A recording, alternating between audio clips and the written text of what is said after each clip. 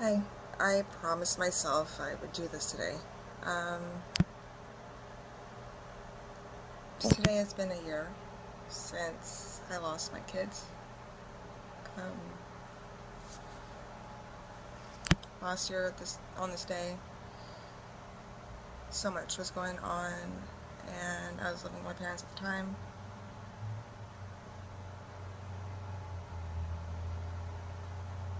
Me and my dad were arguing a lot, and I ended up having to call the police, which if I could take anything back, it would be that. To protect and serve the community. That is their motto.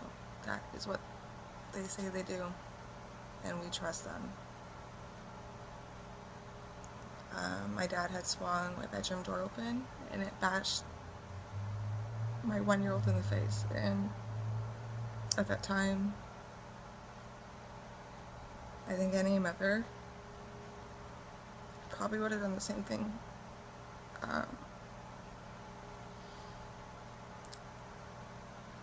A few other stuff happened between that call and by the time I had went out front to wait for the officers to arrive. I went next door to my neighbors, so I had someone on my side when the police arrived. And she didn't answer the door. When I turned around, I had 2 officers running towards me with their guns drawn.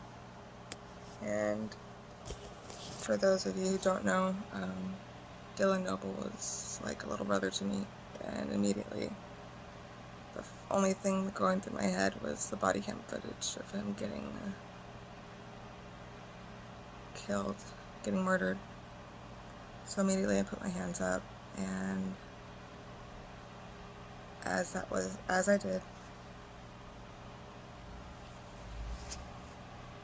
one officer smiles and says to his partner, "We see that the bitch is resisting." They swung me to the ground and stomped me out for like, I don't know how long actually. It was a long time. I could tell them I was having trouble breathing to get off of me. I am not a violent person. Check on my baby. But they just kept going and going. And then all of a sudden it went black. Everything. And when I came back, I hear my neighbor's daughters in the house screaming, "Mom, they're killing her, they're killing her, they're killing Emily."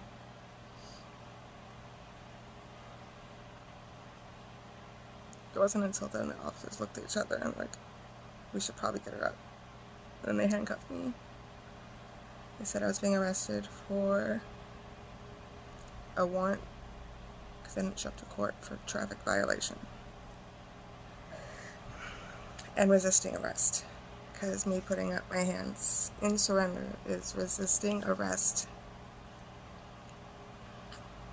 I was at Clovis PD for about 2 hours, so I was in a cell. About 2 hours later, the officers came in, and I thought I was going to be cited out because if it was just a warrant, that's nothing. And they came in and they said, "You're going to be booked in Fresno County." And I was like, "For what?" "I called you for help. Is my baby okay?" Then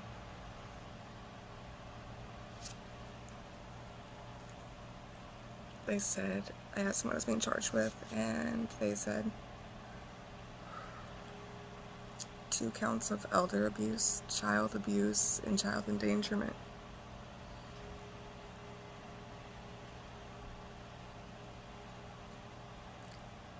And my response was, child abuse, child endangerment, elder abuse? I called you for help. is my baby okay? Then one of the officers looked at me with a smile and said, another thing, we already called CPS. You're never seeing your kids again, bitch. Just like that.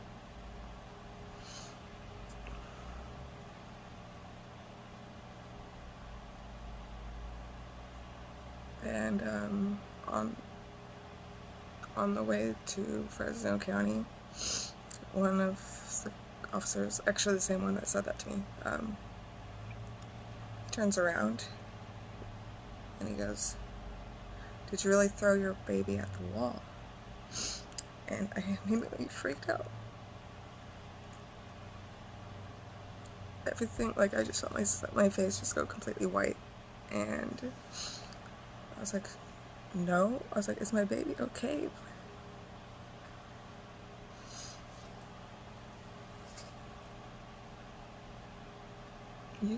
You could take me to jail after, just take me to the hospital. I need to see if he's okay.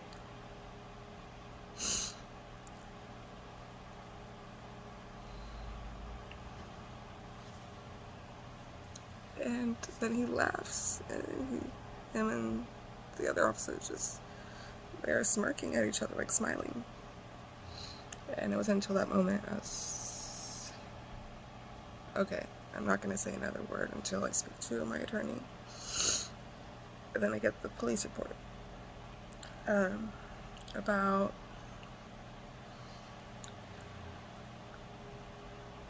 We didn't get the police report until like a month and a half that I was in custody.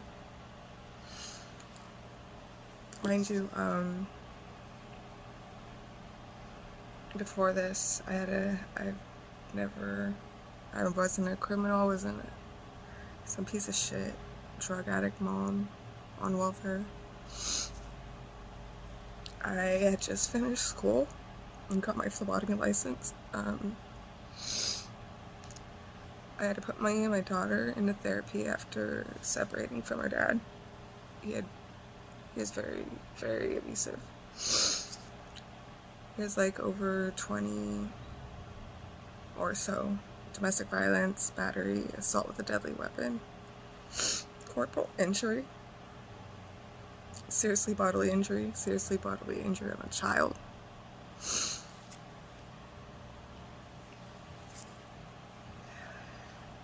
So I was in jail for 3 months, a little bit over 3 months. And the day that the DA offered me my first deal,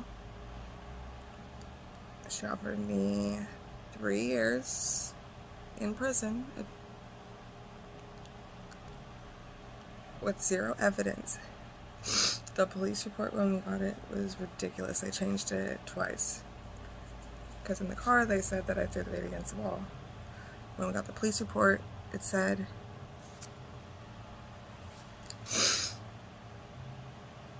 that I dropped my baby in order to headbutt my dad and beat my mom.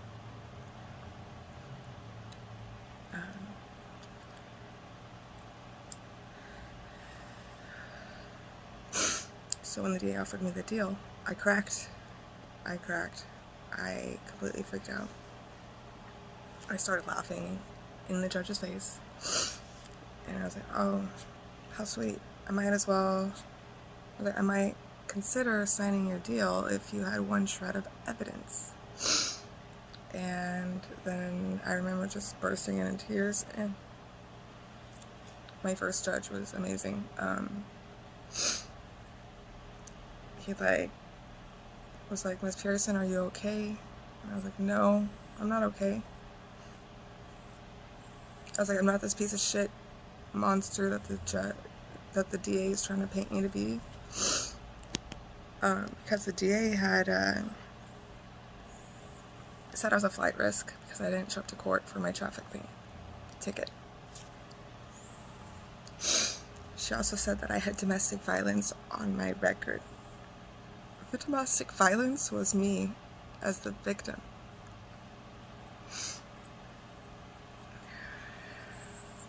And so I brought that up.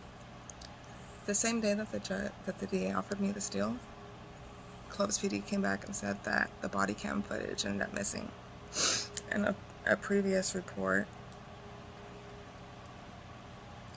didn't exist. There's no evidence of them showing that they were called out a month before. Because my dad had hit me in front of my friend, and my friend ended up calling the police, and the police threatened me, saying that if I had press charges against my dad, he was going to take me in too for my warrant, and they would call CPS, and I could kiss my kids goodbye. That was a month before my arrest. A month later, when I got arrested, that's exactly what fucking happened.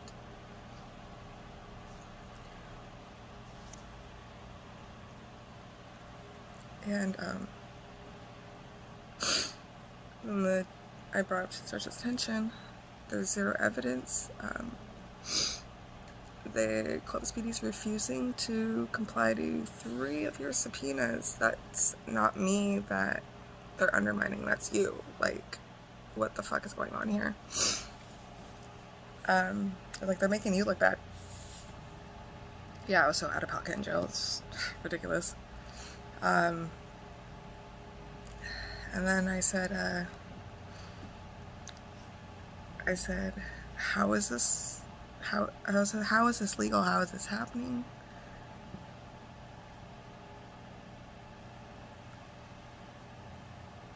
I'm losing my kids forever. I may never see them again.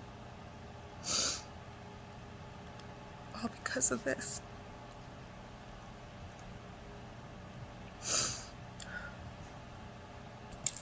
And I was like, and you want to send me to prison with no evidence?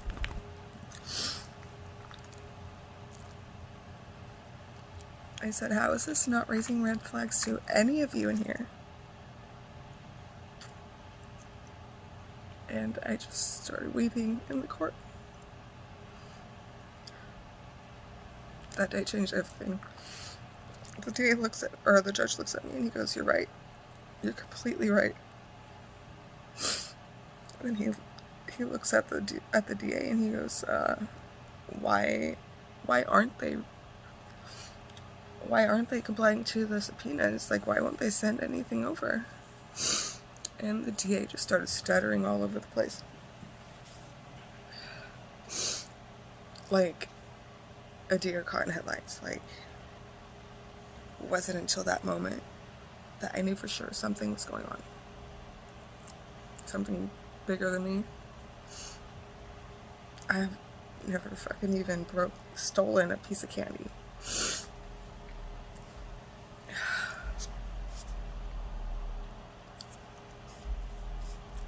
And then the judge looks at me and he goes, "You know what, you're right."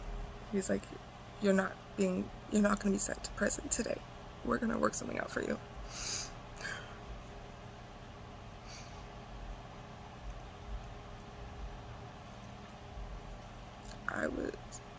I was also in lockdown the entire time with actual child abusers, with actual pieces of crap. Have done things and are awaiting their prison sentences for unspeakable crimes.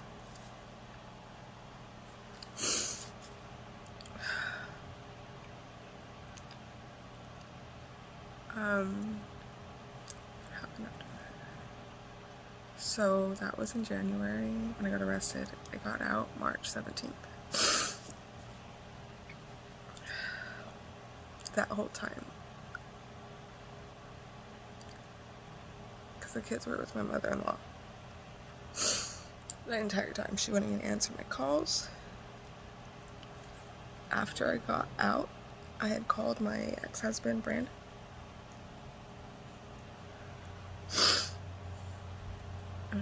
Because we were on good terms when I got arrested.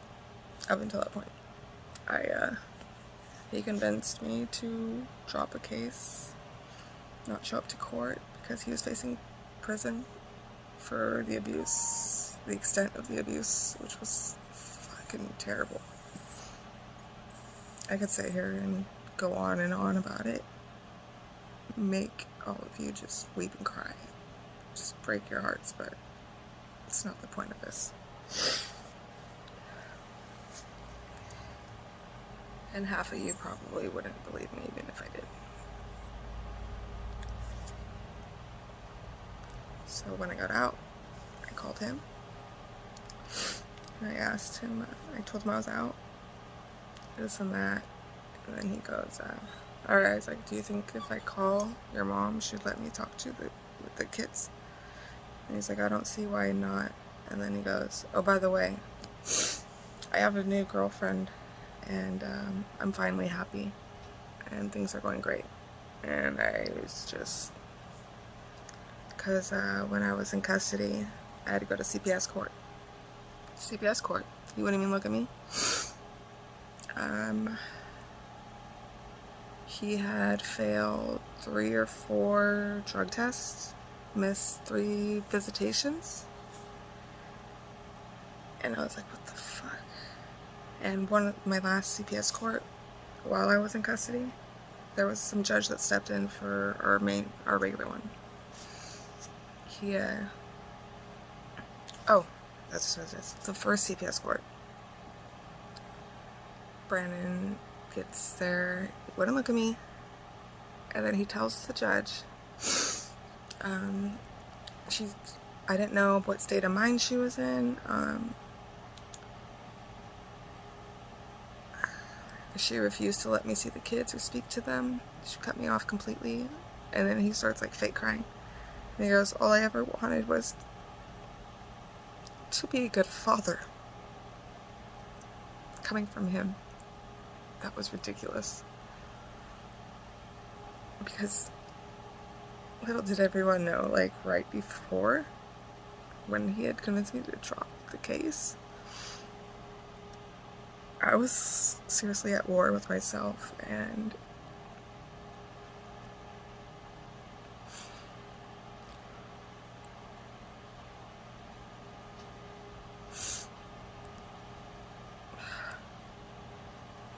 those of you who are not parents will never understand.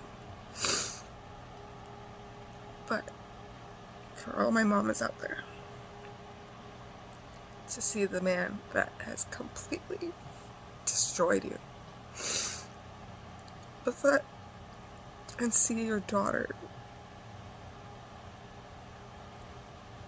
go through true heartbreak when her father abandons her. And when he comes back in her life, she's completely different. She wasn't sad. She wasn't angry.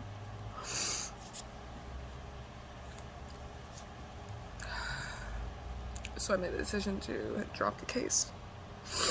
And we were on good terms. I would pay for, I paid for him to go to the father-daughter dance, little dates here and there with her and the boys. I even, for Christmas last year, I had bought her, because she does ballet, and so did I. That was like, it was one of our little things. That was special to us. So I surprised her, and bought her 2 tickets for me and her to go to the Nutcracker.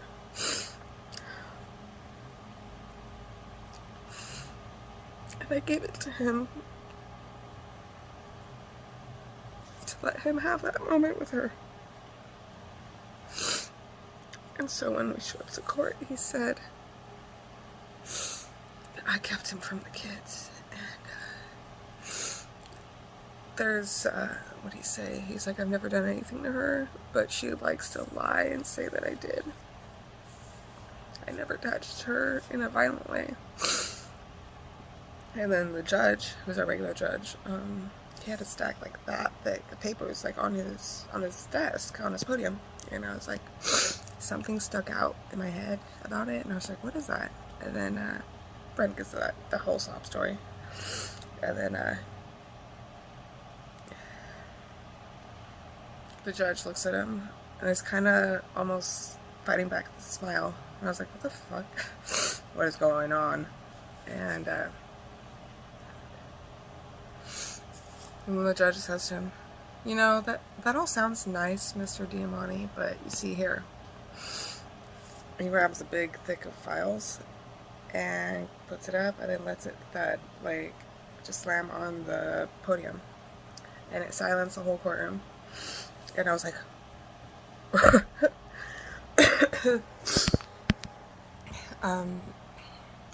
he's like, but you see here, I have your whole criminal background. Every single crime you've ever committed and have been charged with is right here. He's like, over 20 or so counts of domestic violence, battery, corporal injury, seriously bodily injury on a child, drug charges, fraud, and it went on and on and on, and I was just like, my mouth dropped. Like, I started laughing. I was just like, how the fuck are you gonna try to lie to a judge about your crimes? Like, isn't that his criteria? Like, oh man.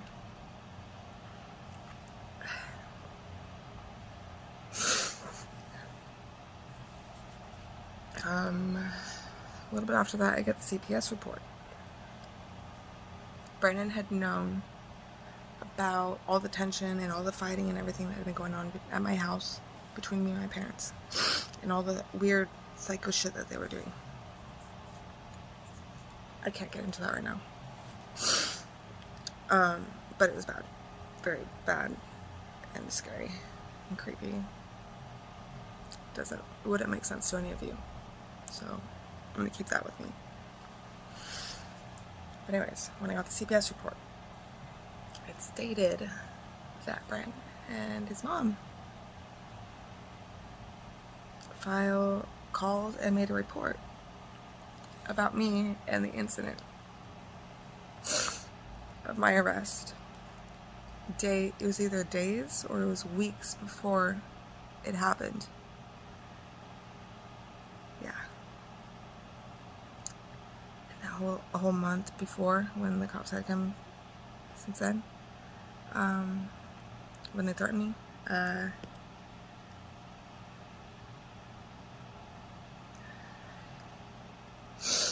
it was war. It was war in my house. My parents, they would hit me, call the cops, and say that I hit them. But each time, one of my good friends, Sean, was there. So I had eyewitness for every single thing. Me and Sean kind of cut ties right before my arrest, and that's what fucked me. I didn't have anyone. Brennan's family is very well connected. There's an officer in the family. There are connections to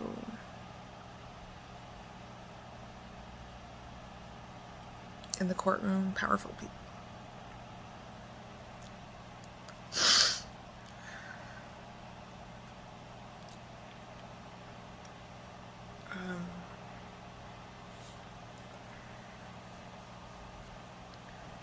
I didn't get to speak to my kids for almost 6 months. We had to go 6 months not knowing what happened, why mommy just took off. Did she get tired of us? Did she leave us just like Brandon? Just like Daddy did? I can't imagine. And when I finally got to talk to them, I was scared. The whole time I was in jail, I kept asking, I called her my Mima. She was the mom of Pod, and she was awesome. I kept asking her, how long does it take a baby to forget their mother?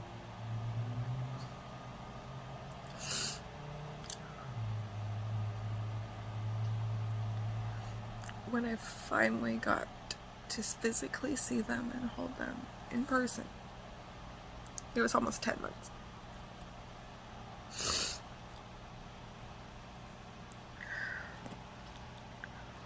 CPS has probably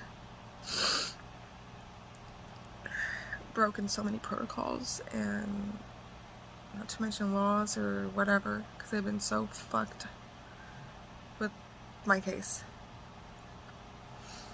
My first meeting with them outside of jail was with Brandon's mom too, and I had asked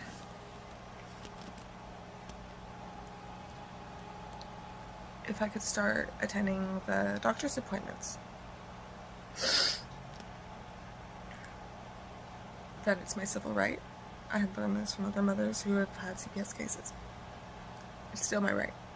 And a lot of the women that I was at Westcare with, they were doing this, and they told me to ask. Brandon's mom said no. She wouldn't feel comfortable. And that day particularly was exactly 6 months since I had seen my kids.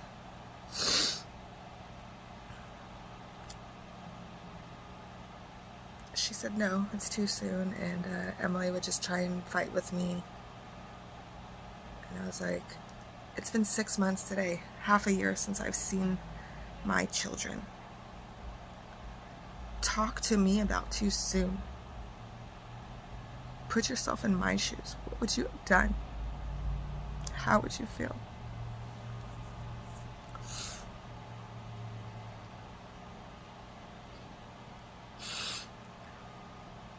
See, when I tell my story to people who are not mothers, they're like, what's the big deal? You got this time to yourself, you get to work on yourself, you get to better your life, blah blah blah.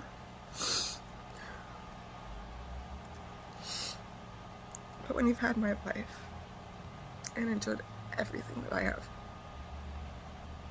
even if you're just a parent, like at all, like your kids are everything.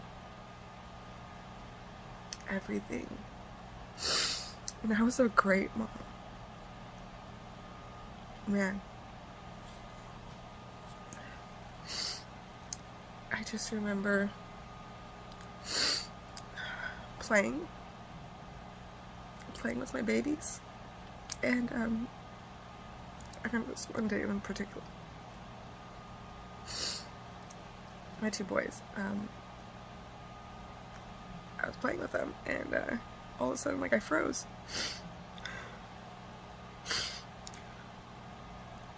And this weird feeling came over me. This happened so many times.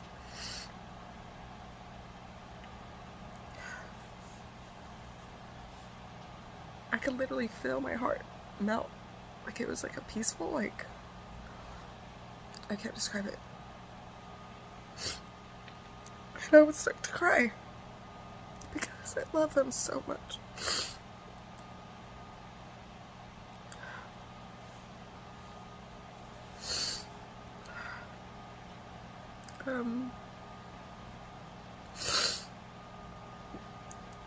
A couple months ago, I think it was, when I had my trial, they told me that they're giving full and sole custody to their father. The same man.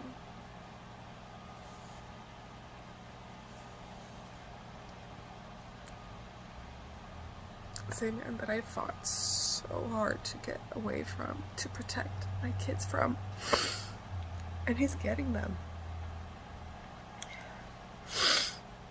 Every time I brought up the abuse or past shit, the court, like, they laugh at me. CPS laughs at me. Makes me look like I'm fucking crazy.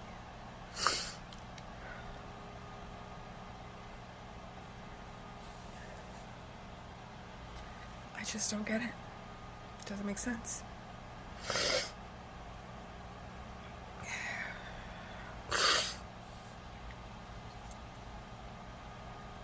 And my criminal trial, when I went there for pre-trial to set the matter for trial. That's what we told the judge. It had a new judge. This judge is terrible. The new judge looks at me, and then he laughs in my face, and he says, I'm not even gonna entertain the thought that you think that you can even have a trial. What the fuck? I felt like I had like at that moment I had School of Rock or Schoolhouse Rock, whatever, in my head, and then I was like, because it's my right to have a fair trial. And then he goes, go sit outside, Miss Pearson. And I was just like, why the fuck do I feel like I just got kicked out of science class again? It was funny. And then he goes, your lawyer will be with you shortly. Then she came out and talked to me, and she tells me,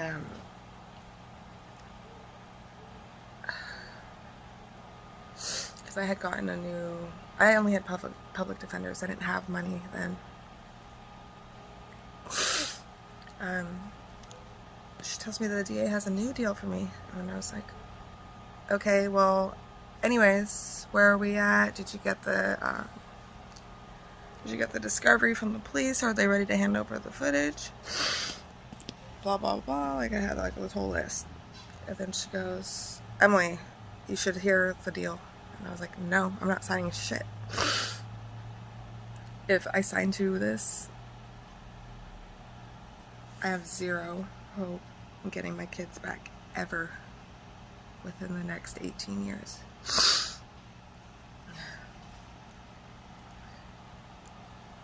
I told her that Brandon's gonna get in custody, and just everything that was, weighing me down. And she tells me the new deal, which is stupid as fuck. Don't break any laws for 12 months. Are you fucking kidding me? How the fuck are you gonna go from 3 years in prison to just obey the law? That's it. That's dramatic as fuck. Then she was like, it's either the 12 years or the 12 months of obeying all laws or 3 years in prison. And you'll never get your kids back.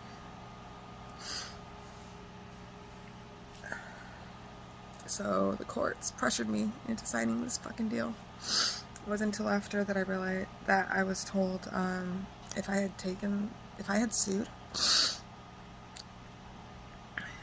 the Clovis Police Department, I would have won. And I would have gotten retribution. And I would have my kids right now.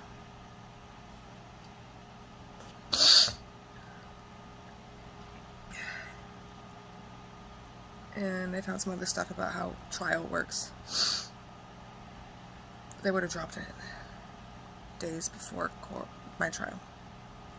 Because they don't want a trial. Trials cost money. Today's a year. It's been a year exactly since my babies have been ripped away from me. I get to FaceTime them for 2 hours a week, once a week.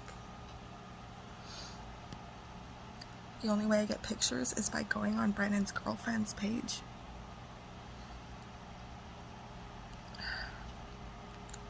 It's the only time I get to see any pictures. It's fucking insane. Not to mention, this bitch was his drug and alcohol counselor at his rehab that he went to. Yeah. What the fuck is going on? Somebody tell me. Because I just don't have the words. I don't know, I just needed to get this out. I think it's about time. People knew the truth. People stopped judging me. I mean, I'm always going to be judged. I could care fucking less. I just need help. Legal help.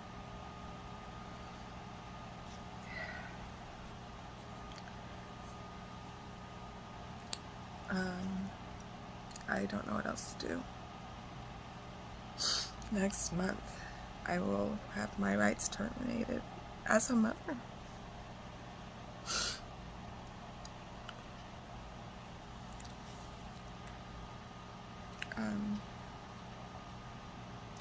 So that's the end of that. I had to skip a lot of details and stuff that had happened. I think because I wouldn't feel right after finding certain things out about my ex, the lengths he would go, the lengths that the cops would go, and I don't want to put my life into danger. I probably already am by making this video, but that's okay. Because I've actually met other people that have gone through the same thing, which is nuts. Something needs to be done about the police in this town. They are hungry for blood. They get to do whatever they want to us, to our children, to our parents, uncles. I've just lost quite a few people at their hands, and I'm tired of it.